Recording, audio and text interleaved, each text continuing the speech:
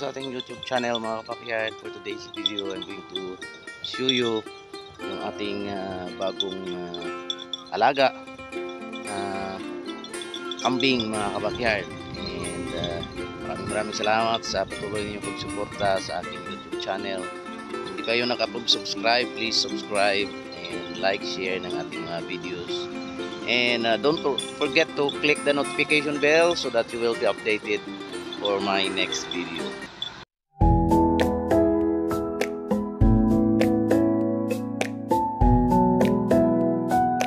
This afternoon mga backyard, papasto tayo ulit ng ating mga alagang kambing at saka karnero or topa. Yan sila. At napakain natin sila dito sa labas lang ng ating shelter kasi nga lawak itong lugar dito at maraming damo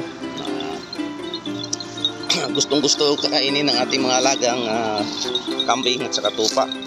And yun nga mga backyard, yung ating mga ibang kambing nasa labas na ng fence o doon sila kumakain sa labas, pero kailangan ko kasi mabantayan palagi kahit ito ay may fence at malawak, pero marami kasing aso. And nung pangalawang araw ng ating mga alaga dito talagang yung ating isang yung ating isang tupa, yung anak ng tupa natin ay talagang kinagat ng aso at di natin siya naagapan kaya namatay.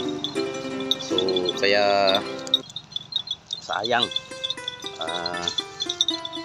medyo malaki na sana, 1 month old na siya. Yung mga tupa pala madali silang lumaki mga backyard. Mas halimbawa yung isa na to, yan 1 month pa lang yan, pa lang yan, 6 or 7 weeks pa lang yan mga kapatid. So pero malaki na siya at saka medyo mas talagang yung kanilang immune system ay mas malakas kumpara sa mga alaga nating kambing. But anyway, maraming salamat na mayroon tayong ngayong tatlong malalaking tupa, dalawang babae, isang lalaki, at saka itong anak niya, isang naiwan. Mayroon tayong sanang dalawa, namatay nga kasi kinagat ng aso. Backyard, si Lucky. At ipakita ko sa inyo mga backyard yung ating bagong alaga kasi yung gusto kong gawin mga kabakyard palitan ko yung aking mga alagang kambing na mga native. Palitan ko sila ng mga upgraded or yung pangkarni nilang kambing dito, yung bower. Alam natin na kahit yan sa Pilipinas medyo matunog yung bower. So ito yung bower nila dito sa Thailand, backyard. Ito yung hindi ito first class. So pero malaki din ito sila. Yan.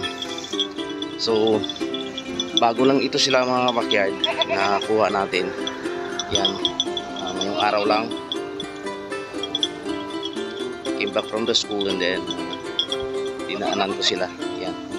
Yung dalawa na yan. Yung lalaki is mag 2 years old siya. 1 year.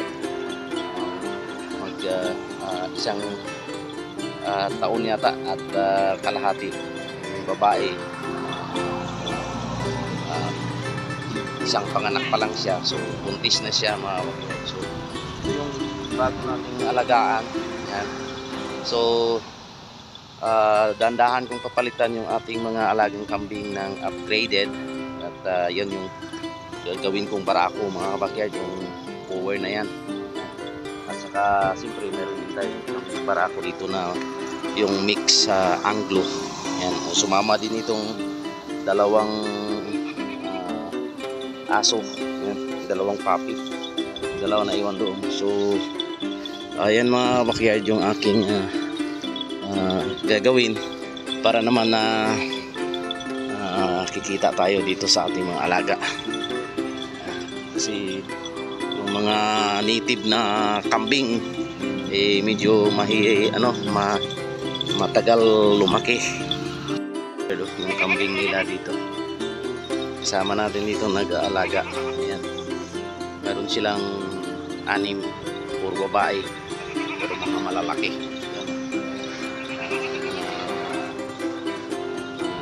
Yan, mga upgraded yata. Ang biyak iba upgraded na, so taba at malaki. Sana palitan natin yung ating mga alaga ng ganito para medyo mabigat at mabilis silang lumaki.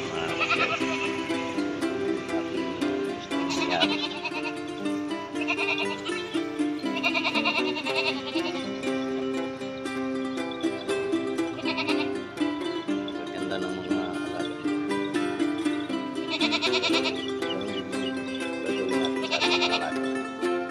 Kaya gusto kong papalitan natin yung ating mga babae kambing, at mayroon tayong mga malalaking barako. So okay na yun. Umiyak siya.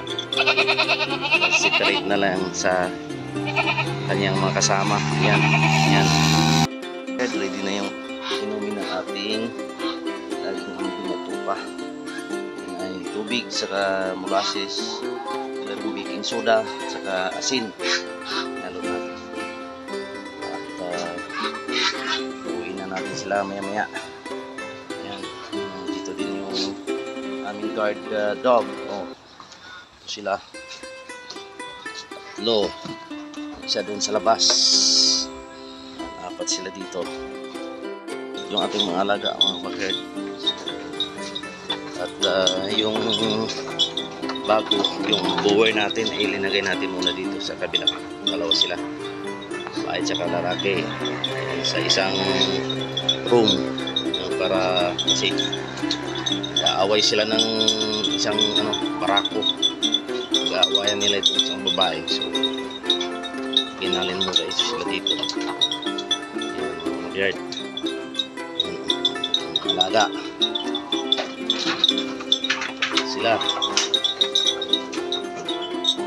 Maraming salamat sa yung suporta sa ating YouTube channel, at